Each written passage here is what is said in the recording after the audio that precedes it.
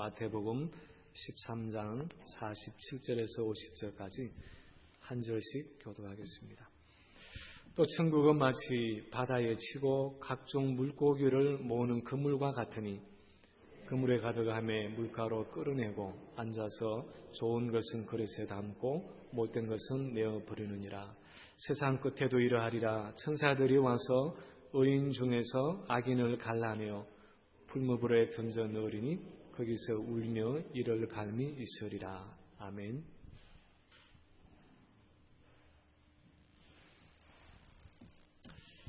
제가 한국에서 살 때에 바닷가에서 한 10리쯤 떨어진 시골 마을에 살았습니다. 어린 발걸음, 초등학교 시절에 작은 걸음이지만 한 1시간을 걸으면 바닷가에 도착할 수 있는 그런 거리에 살고 있었는데, 자주는 아니지만 가족들이나 아니면 친구들과 함께 바다에 가본 적이 있었습니다. 주로 이제 해수욕을 하기 위해서 그곳에 가지만 어촌이기 때문에 가끔씩 그곳에 고기 잡는 모습을 볼 때가 있습니다.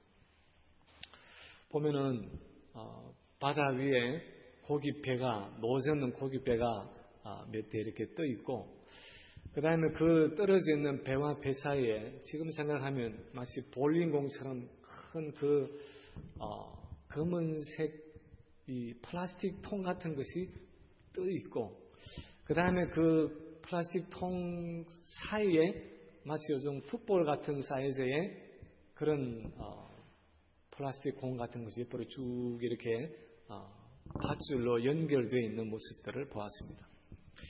근데 그때는 어렸기 때문에 이게 도대체 뭐 하는 것인가 별로 깊이 생각을 해보질 않았습니다. 근데 나중에 알고 보니까 결국은 그렇게 플라스틱 통이나 무슨 풋볼 통, 이 공 같은 것으로 쭉 연결되어 있는 그 밧줄 밑으로 그물이 달려 있는 것입니다.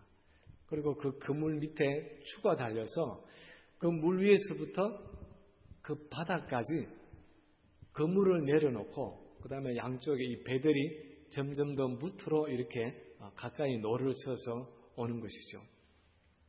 그래서 배가 양쪽에서 그렇게 노를 쳐서 오면은 가운데 그물 쳐놓은 것이 이제 이렇게 반원형으로 둥그렇게 되면서 마침내 그 배가 이제 기슭에 도달합니다.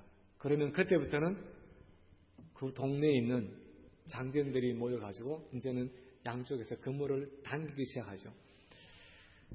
그물이 점점 무트로 가까워지면 이제 막 바다 위에서 그 고기들이 막 튀어오르는 모습들이 막 은색에 반짝거리는 모습들이 보이고요. 그러면은 이제 이 동네 여자분들과 아이들은 큰 통을 들고 막 쫓아갑니다. 우리는 그때 고무다라이라 그렇게 불렀는데 다라이라 불렀죠.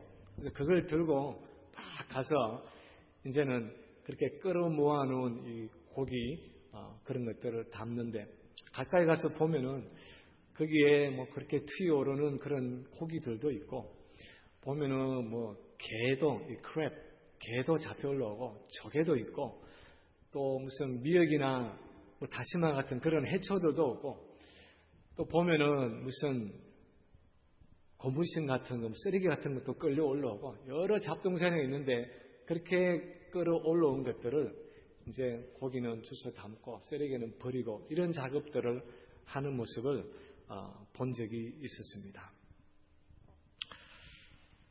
그때서는 그 그물을 우리 한글로는 후리 그물이라 그렇게 부르더라고요. 제가 인터넷 들어가서 그 그물의 이름을 보니까 후리 그물이라, 왜 그렇게 부르는지 모르겠는데 뭐 후린다는 뜻인지 후리 그물 그렇게 부르는데, 영어로는 dragnet, 끄는 그물이라 그렇게 부르고 있습니다. 오늘 비유에서 예수님이 천국은 마치 바다에 치고 각종 물고기를 모으는 그물과 같으니 라고 그렇게 말씀하실 때, 이 그물이란 말은 바로 제가 말씀드린 그런 종류의 그물을 의미하는 단어입니다. 이것은 신약 성경에서 딱 한 번 쓰인 단어입니다. 근데 이것은 그냥 어부들이 우리가 흔히 보는 것처럼 이 초망 던져가지고 펴져서 거기에 있는 고기들을 이렇게 잡는 그런 초망도 아니고, 그리고 조그마한 그런 종류의 그물이 아니라 굉장히 길고 넓은 그런 그물, 큰 바다의 넓은 구간 사이에 길게 쳐놓고는 오랜 시간 서서히 양쪽 배들이 고기를 몰아가서 마침내 육지에 도착해서 그물을 당기는 그런 종류의 음악을 이야기하고 있습니다. 오늘 본문에서 주님은 천국, 즉 하나님의 나라는 바로 이런 거대한 그물과 같다, 그렇게 말씀하고 계십니다. 마태복음 13장에서 7번째이자 마지막 비유로 말씀하시는 이 그물의 비유는 그 당시에 이 말씀을 듣는 제자들이나 오늘날 이 말씀을 읽는 우리에게 하나님 나라, 이 천국의 어떤 성격을 가르치기 위한 것입니다. 7이라는 숫자가 유대인들에게는 완성의 의미가 있는 숫자인데, 이 7번째 비유에서 주님은 결론적으로 앞에서 말한 그 모든 비유들을 어떤 의미에서는 이제는 결론지어서 한 가지로 말씀하고 있는 것입니다. 오늘 이 본문에서 주님은 하나님 나라의 복음의 성격에 대해서 무엇을 가르치기를 원하십니까?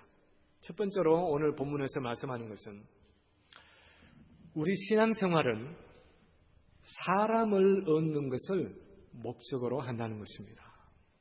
우리 신앙생활은 그 어떤 것보다도 사람을 얻는 것을 목적으로 한다는 것입니다. 47절에 보면은 예수님이 또 천국은 마치 바다에 치고 각종 물고기를 모으는 그물과 같으니, 그렇게 말씀하고 계십니다. 우리가 잘 아는 것처럼 예수님의 제자들의 대부분은 갈릴리 바다에서 고기를 잡던 어부들이었습니다. 그래서 아마도 예수님의 많은 비유들 가운데서 오늘 이 비유가 제자들에게는 굉장히 친숙하고 마음에 다가오는 비유였을 것입니다. 그리고 예수님은 제자들을 부르실 때마다 나를 따르라, 내가 너희를 사람을 낚는 어부가 되게 하리라, 그렇게 말씀하셨기 때문에 바다에서 고기를 잡는다 하는 이 뜻이, 이것이 영적으로는 세상에서 사람을 구원한다 하는 말과 동일한 의미라는 것을 제자들은 아마도 잘 알고 있었을 것입니다. 제자들이 그렇게 알고 있었던 것처럼 사실 이 비유에서 바다가 의미하는 것은 세상이라는 것입니다. 넓은 바다는 세상을 의미하고 있습니다. 그리고 그 바다 안에 살고 있는 많은 물고기는 세상 속에 살아가고 있는 사람들을 의미했습니다. 그리고 그 고기들을 끌어오는 그 그물은 바로 주님이 제자들에게 또한 우리에게 주신 천국 복음을 의미하는 것이었습니다. 천국이 그렇게 바다 속에 있는 물고기를 모으는 그물과 같다는 것은 그리스도가 가져오신 그 천국 복음은 그렇게 바다에서 고기를 잡는 그물처럼 사람을 얻기 위한 목적으로 세상 속에 던져졌다는 것입니다. 그런 의미에서 마치 그물의 목적이 고기를 잡는 것인 것처럼 복음의 목적은 사람을 얻는 일이라는 것입니다. 사람이 복음의 궁극적인 목적이라는 것입니다. 이것을 개인적으로 우리에게 적용하면 그리스도의 복음을 가지고 살아가고 있는 우리 신앙생활의 궁극적인 목적은 그 어떤 것보다도 사람을 얻는 일이라는 것입니다. 1차적으로 나라는 사람이 변화되고 새로워지는 것이 복음의 목적입니다. 그리고 2차적으로 내 주변에 있는 사람들, 내 자녀와 내 배우자와 내 가족과 내 친척과 내 이웃이, 내 주변의 사람들이 나를 통해서 변화되어지고 새로워지는 것이 복음의 목적입니다. 만약 이것을 교회 공동체에 적용한다고 하면 교회의 궁극적인 목적은 사람을 얻는 일이라는 것입니다. 사람을 구원하고 사람을 양육하고 사람을 훈련하고 사람을 세우는 그것이 사람이 바로 하나님의 목적이고 교회의 목적이라는 것입니다. 사람이 하나님의 목적이고 또 교회의 목적이라고 그렇게 이야기하면 거기에 대해서 별로 의의를 제기할 분들이 없을 것입니다. 왜냐하면 오늘날 이미 많은 교회들이 그것을 위해서 노력하고 있기 때문입니다. 교회들마다 불신자들을 전도하기 위해서 여러 가지 행사를 하고 있고 교회 밖에 예수 안 믿는 사람들을 교회 안으로 인도하기 위해서 온갖 노력을 기울이고 있습니다. 더 많은 사람을 모으기 위해서 큰 건물을 짓고 더 많은 사람을 유치하기 위해서 여러 가지 시설과 프로그램들을 갖춥니다. 더 많은 사람을 교회 안으로 이끌기 위해서 많은 재정을 투자합니다. 그러나 그렇게 사람을 모으는 가운데서도 우리는 얼마든지 우리 스스로 속을 가능성이 있는 것입니다. 자칫 잘못하면 우리의 그런 노력 속에도 그렇게 사람을 모으는 노력 속에도 사실은 사람 자신이 목적이 아니라 그 사람이 가지고 있는 숫자성이나 숫자나 재원이 그 사람이라는 재원이 우리의 목적이 될 수도 있다는 것입니다. 다시 말해서 우리가 사람을 모으지만 사람을 목적으로 추구하는 것이 아니라 얼마든지 사람을 수단으로 추구할 수 있다는 것입니다. 이 교회에서 제가 사역한 지가 한 2년 반이 조금 더 지났습니다. 가끔씩 그 전에 저를 알던 분들이 저를 만났을 때에 질문을 합니다. 어떻게 묻느냐 하면 목사님 요즘 교회 많이 부흥했습니까? 그렇게 주로 그렇게 묻습니다. 부흥이라는 단어를 쓰지만 그들이 궁금해하는 것은 그동안 숫자가 얼마나 늘었는가 하는 것입니다. 아니 노골적으로 대놓고 그렇게 묻는 분들도 있습니다. 목사님 그래 요즘 좀 숫자 좀 늘었습니까? 교인 수가 좀 늘었습니까? 아니 딱 깨놓고 그렇게 묻는 분들도 있습니다. 사람들은 대체로 교회는 숫자가 늘어야 한다고 생각합니다. 그것이 전도를 해서 세례를 받게 된 새로운 사람이든지 아니면 타교에서 이동을 해온 사람이든지 사람이 많이 모이면 그 교회는 사람에 관심 있는 교회이고 그 교회는 사람을 얻었다고 생각합니다. 교회의 목적을 이루어가고 있다고 생각을 합니다. 그러나 정말 그렇습니까? 우리가 사람에 관심 있는 것이 혹시 그 사람들의 수를 과시하고 그 늘어난 숫자로 인한 어떤 재정이나 헌금을 과시하고 결국 그 숫자로 인한 힘을 과시하고자 하는 그런 마음은 없습니까? 혹 그래서 사람을 모으고자 하지는 않습니까? 교회로서의 우리의 목적이 정말 한 사람 한 사람이 그리스도 앞에 나와서 죄를 버리고 평생 자기가 붙들고 살아오던 그 자기의 우상을 버리고 교만한 자아를 하나님 앞에 내려놓고 헌신하면서 그 사람의 인격과 삶 속에 하나님의 나라가 이루어지는 하나님의 주권과 통치가 이루어지는 그것이 정말 우리가 사람을 찾는 목적입니까? 만약 그렇지 않다면 그 사람의 심령에 하나님의 나라가 임하는 그 목적이 아니라면 사실상 사람에 대한 교회의 관심은 어쩌면 스스로 쏟고 있는 일일 수도 있는 것입니다. 만약 어떤 교회나 어떤 사람이 한 개인의 인격과 삶이 복음으로 변화되는데 관심이 없고 한 개인의 심령이 말씀의 굴복에서 부수어지는데 관심이 없고 한 개인의 심령 속에 하나님의 나라가 이루어지는 것에 관심이 없으면서 수적으로만 더 많은 사람을 끌어모으려고 한다면 사실상 그 교회는 사람을 목적으로 삼고 있는 것이 아니라 사람을 수단으로 삼고 있고 어쩌면 종교 장사를 하고 있을 수도 있는 것입니다.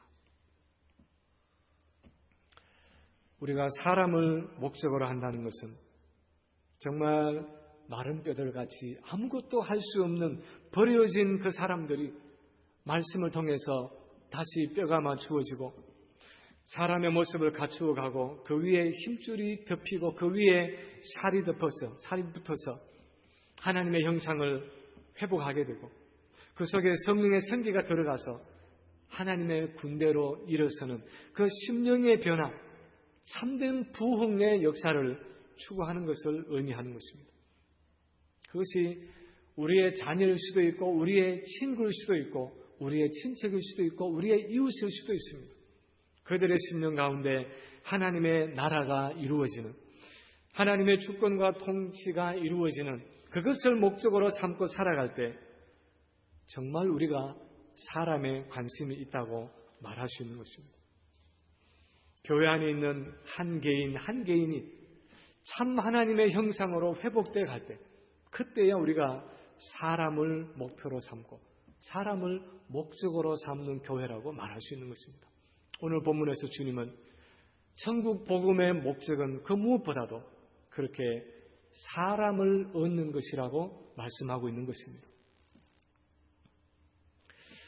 둘째로 또한 오늘 본문에서 가르치는 것은 우리는 모든 종류의 사람을 그 구원의 대상으로 삼아야 한다는 것입니다.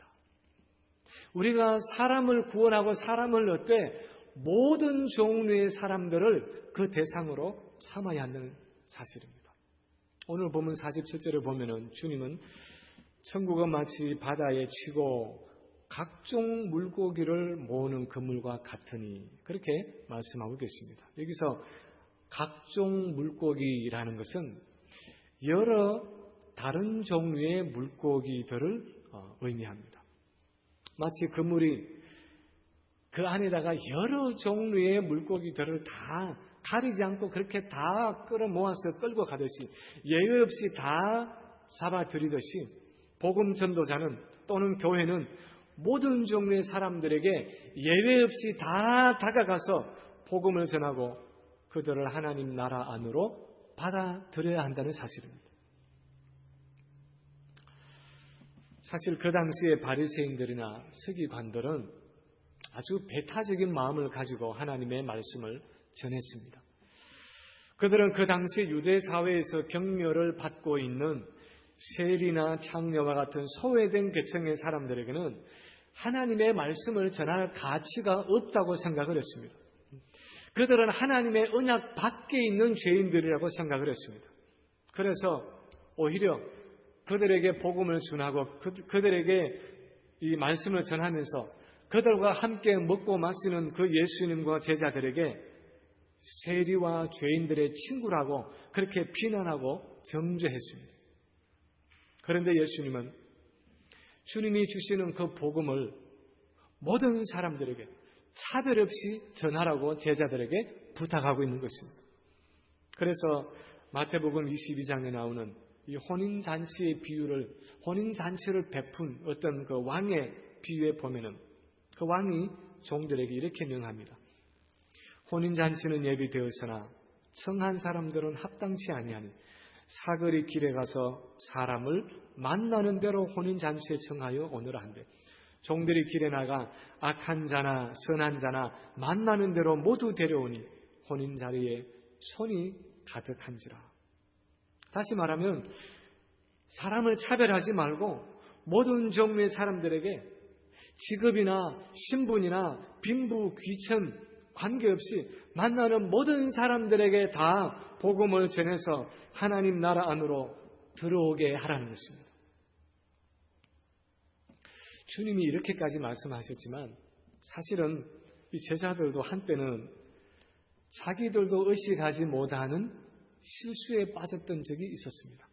예를 들어서 오순절에 성령이 임하고 나서 제자들이 그렇게 열심히 복음을 전했지만 자기 동족 유대인들에게만 복음을 처음에는 전했습니다.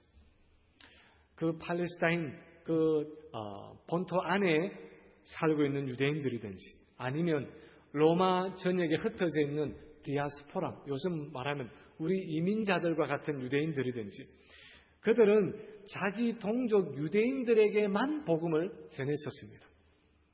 이방인은 이 복음과 상관이 없다고 생각했습니다. 예수님은 유대인의 메시아로 오신 왕이시기 때문에 유대인들에게만 복음을 전하는 것을 아주 당연하게 생각을 했었습니다. 그러다가 우리가 아는 것처럼 스데반의 설교 후에 예루살렘에 큰 박해가 일어나고 성도들이 이제 뿔뿔이 다 흩어졌을 때에 어떤 사람들이 안디옥에서 우연하게 어쩌다가 몇몇 이방인들에게 복음을 전해보았습니다. 그런데 놀랍게도 성경에 보면은 주님의 손이 그들과 함께 하셔서 그 이방인들이 예수님을 구주로 영접하게 됐습니다. 그래서 최초의 이방인 교회인 안디옥 교회가 개척되게 된 것이었습니다. 제자들도 처음에는 복음은 자기 동족 유대인들만을 위한 것이라고 생각하고 이방인에게 복음 전하는 것을 꺼려했습니다. 이방인들을 배척했습니다. 복음의 대상에서 그 이방인들을 제외했습니다. 그런데 오늘날 우리도 얼마든지 내가 의식하지 못하는 사이에 이 복음의 대상에 제한을 둘 수 있다는 것입니다. 예전에 제가 어떤 성경 공부반을 인도하면서 지금 그 어퍼다비의 69가 근처에 있는 그 트레인 스테이션에 한번 노방전도를 간 적이 있었습니다.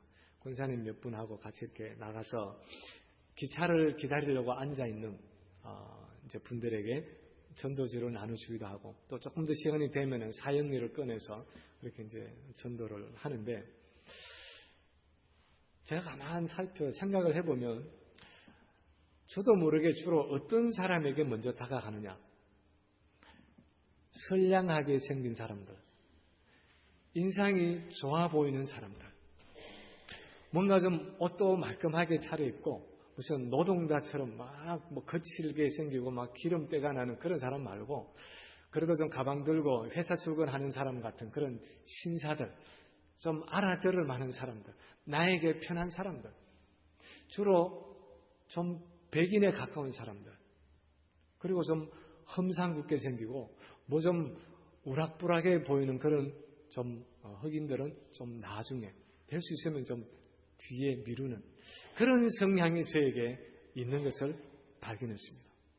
그러나 주님은 오늘 비유에서 복음 전도자는 모든 사람들에게 다 차별 없이 누구에게나 다 복음을 전해야 한다고 말씀하고 있는 것입니다. 이것은 꼭 개인 전도에만 해당되는 이야기가 아닐 것입니다. 오늘날 우리 교회 공동체 안에서도 얼마든지 적용이 될 수 있는 말씀입니다. 어떤 분들은 교회 안에서 나와 안 맞는 분이 있다고 말하면서 힘들어합니다. 소위 말해서 나하고 코드가 안 맞는 사람이 있다고 못 견뎌하는 분들이 있습니다. 나와 성격이 다르고 나와 기질이 다르고 나하고 신앙생활하는 그 스타일이 다르고 믿음의 연조가 달라서 서로 잘 안 맞다고 힘들어하면서 불평하는 분들이 있습니다.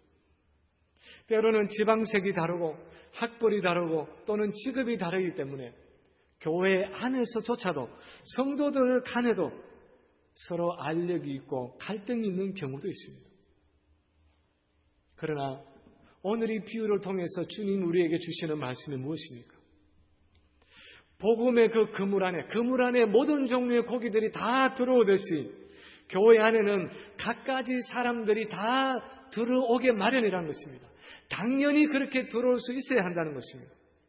그래야 정상적인 교회라는 것입니다.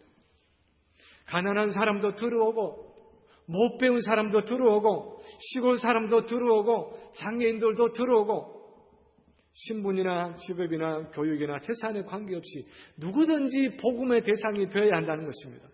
교회는 누구든지 들어와서 편히 적응할 수 있는, 편하게 느낄 수 있는 그런 많은 다른 사람들을 수용하고 포용할 수 있는 사랑의 공동체여야 한다는 것입니다. 마치 병원이라는 것은 온갖 질병을 가진 사람들이 다 찾아오고 온갖 사고를 당한 사람들이 피를 흘리면서 그렇게 찾아오듯이 교회도 허물이 있고 죄악이 있고 성격적인 결함이 있고 사회적인 약점이 있는 사람들도 소외되지 않고 다 더불어서 함께 신앙생활을 할 수 있는 그런 치유 공동체가 되어야 한다는 것입니다. 그것이 하나님 나라 복음의 성격이고 그것이 이 복음으로 살아가고 이 복음을 증거하는 성도와 교회의 진정한 모습이라는 것입니다. 오늘날 교회가 위험해질 수 있는 것은 오늘날 교회가 부패해지고 타락해질 수 있는 그런 요소는 우리끼리의 교회가 될 때입니다. 우리하고 편한 사람만 있으면 좋겠다 그렇게 생각하면서부터 그 교회는 잘못되기 시작하는 것입니다. 마음 맞는 사람들끼리만 무엇을 하겠다고 파당을 씌우면서 그 교회는 어려워지는 것입니다. 그때부터 교회는 예수 그리스도의 교회가 아니라 세상을 구원하는 교회가 아니라 인간들의 모임으로 전락할 수 있는 것입니다. 사람들의 편의와 사람들의 기호에 맞추어서 서로 좋은 게 좋다는 식으로 뭉쳐서 맞추어가는 소셜 클럽으로 그렇게 전락할 수 있는 것입니다. 그래서 주님은 오늘 본문에서 천국은 마치 바다에 쉬고 각종 물고기를 모으는 그물과 같다. 각종 물고기를 모으는 그물과 같다. 그렇게 말씀하고 계신 것입니다. 셋째로 오늘 본문은 또한 가르치기를 우리는 다른 성도들의 믿음에 대한 최종적인 판단을 하나님께 맡겨야 한다고 말씀하고 있습니다. 다른 사람들에 대한, 다른 성도들에 대한 최종적인 그 판단을 하나님의 손에 맡겨야 한다는 것입니다. 48절에 보면 예수님이 이렇게 말씀하십니다. 그물에 가득함에 물가에 끌어내고 앉아서 좋은 것은 그릇에 담고 못된 것은 내어 버리느니라. 그물에 고기가 가득해지면 드디어 물가에 끌어내어서 이제는 어부들이 앉아서 좋은 것, 다시 말하면 먹을 수 있는 것은 골라서 그릇에 담고 또 못된 것, 여기서 못되다는 것은 무슨 고기가 뭐 성격이 못되다 그런 뜻이 아니라 먹을 수 없는 그런 고기는 내어 버린다는 말입니다. 좋은 고기와 못된 고기를 가려내는 작업은 바다 속에서 그물을 당겨내는 끄는 동안에 하는 것이 아니라 그물을 육지에 끌어올렸을 때 드디어 앉아서 마지막으로 하는 작업이라는 것입니다. 여기서 그물이 가득함에 하는 것은 고기를 다 무토로 몰아와서 그물이 가득해질 때까지 그렇게 오래 기다려야 할 것을 시사하고 있습니다.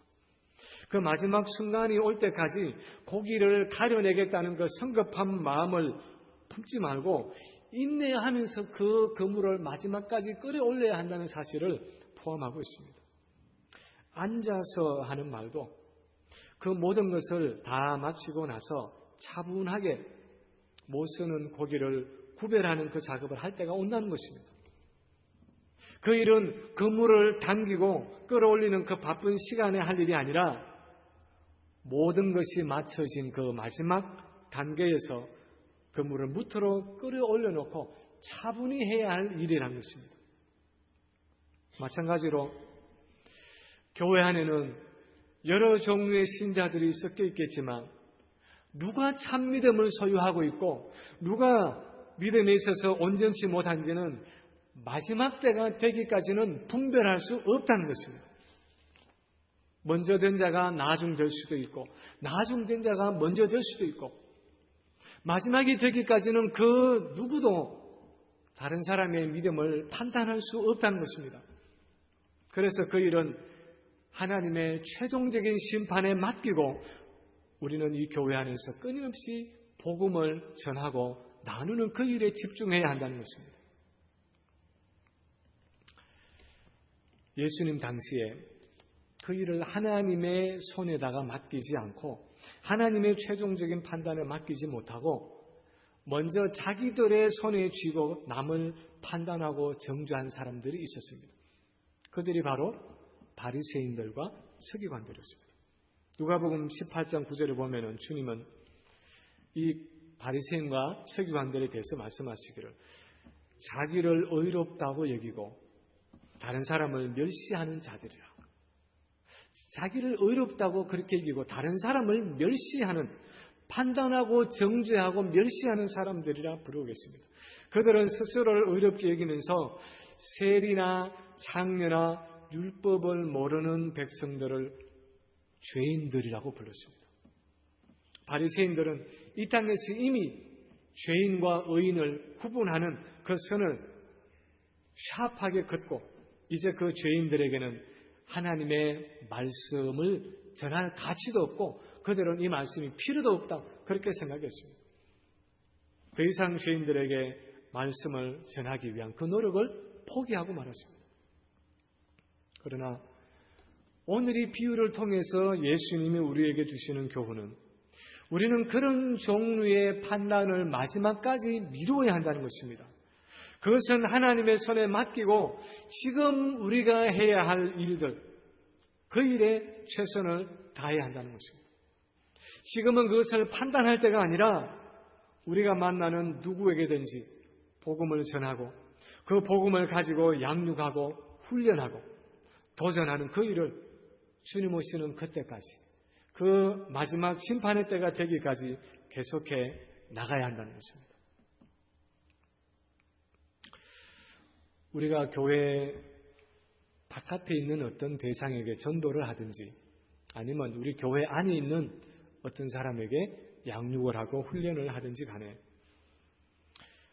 가지기 쉬운 양 극단은 그 사람을 정죄하게 되든지 아니면 그 사람 때문에 낙심하게 되는 것입니다. 몇 번 시도해보고 나서는 저 사람은 가능성이 없어. 저 사람은 소망이 없어. 내가 아무리 복음을 가지고 가서 전하고 내가 아무리 저 사람에게 성경을 펴놓고 가르치고 전하고 뭘 해도 아무런 변화가 없을 거야.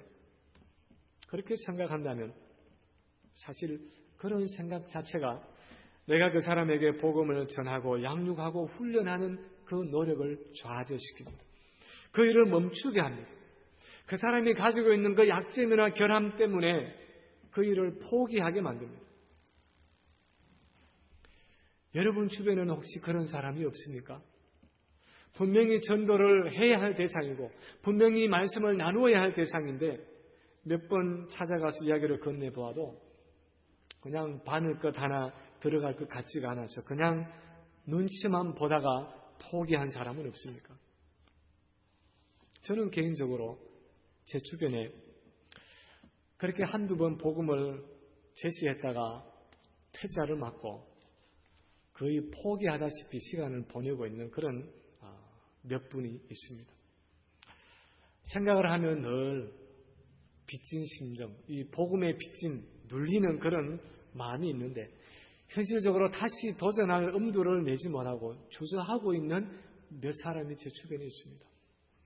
예수를 영접하지 않는 그분들에 대해서 약간의 원망과 또 한편은 그 사람들을 향한 정죄하는 마음과 또 한편 낙심하는 그런 마음이 섞인 감정으로 전도를 멈추고 있는 몇 분이 있습니다. 혹 저 사람은 하나님의 예정 밖에 있는 사람인가?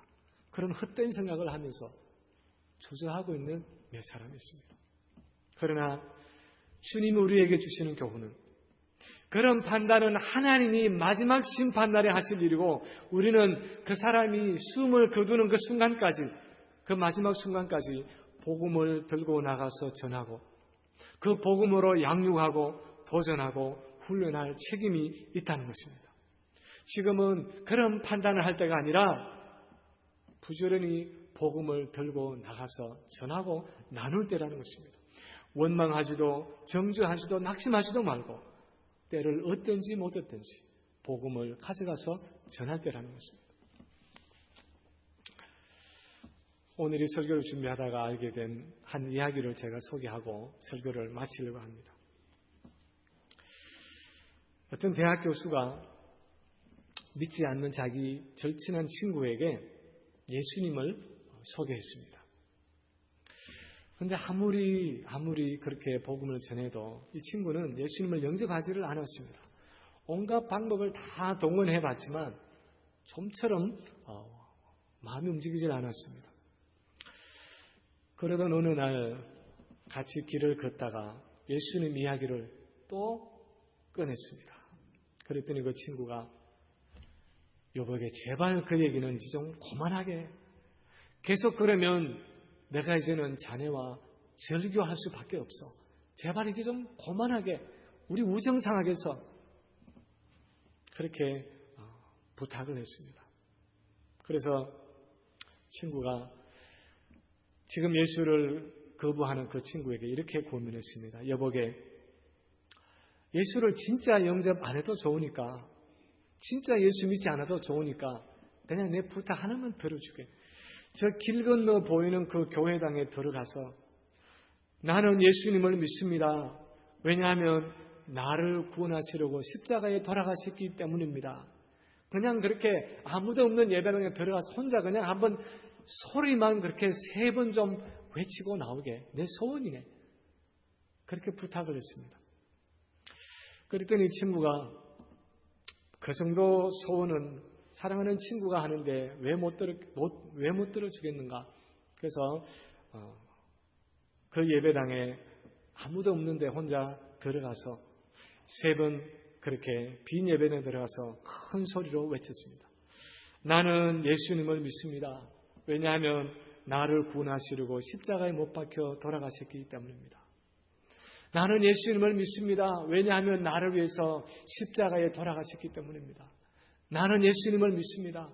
왜냐하면 나를 위해서 그분이 십자가에서 돌아가셨기 때문입니다. 그렇게 크게 3번을 예배당 안에서 소리를 지르고 이제 막 나오는데 이 친구가 밖에서 기다리고 있다가 또 말했습니다. 여보게 다시 한 가지만 더.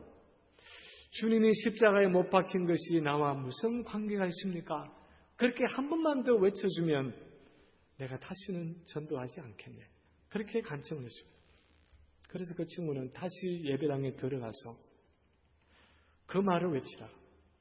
주님이 십자가에 달려 돌아가신 것이 나하고 무슨 관계가 있습니까? 그 말을 외치다가 자기를 위해서 이렇게 시극하게 간청하는 그 친구 때문에 목이 메이고 말았습니다. 그래서 자기도 모르게 그 말을 외치다가 그 교회 의자 바닥에 앉아서 그냥 주저앉아서 엉엉 울고 말았습니다. 그리고 그 주님의 그 친구의 그 지극한 그 정성에 감동을 해서 예수님을 구주로 영접하는 그런 일이 있었다고 합니다. 우리는 사람을 향한 이런 열정이 있습니까? 우리는 정말 그리스도인으로서 내 옆에 있는 친구, 내 옆에 있는 가족, 내 자녀, 내 배우자, 내 이웃을 향해서 그렇게 복음을 전하면서 그 사람을 얻는 일이 내 삶에서 가장 중요하고 소중한 일이라고 생각하고 있습니까? 내 자신이 헌신된 사람이 될 뿐 아니라 내 주변에 있는 그 이런 영혼을 구원해서 그 사람을 복음으로 변화시키고 양육하고 훈련하는 그 사람 얻는 일이 내가 이 땅에서 할 수 있는 일 중에서 가장 중요하고 귀중한 일이라는 그 사실을 우리 마음속에 기억하고 있습니까? 오늘도 주님이 주시는 이 마지막 7번째 비유를 통해서 세상에 잃어진 영혼들을 향하신 그 하나님의 마음을 다시 한번 기억하고 그 무엇보다도 사람을 구원하고 사람을 얻는 우리 각 개인과 교회가 될 수 있도록 다시 한번 결단하고 헌신하며 하나님 앞에 나아갈 수 있는 우리 모든 성도들 되시기를 주님의 이름으로 간절히 축원합니다. 저희 참된교회는 인터넷 웹사이트 www.chamchurch.com으로 들어오시면 교회에 대한 자세한 안내를 보실 수 있습니다. 말씀 안에서 승리하는 한 주가 되시길 바랍니다.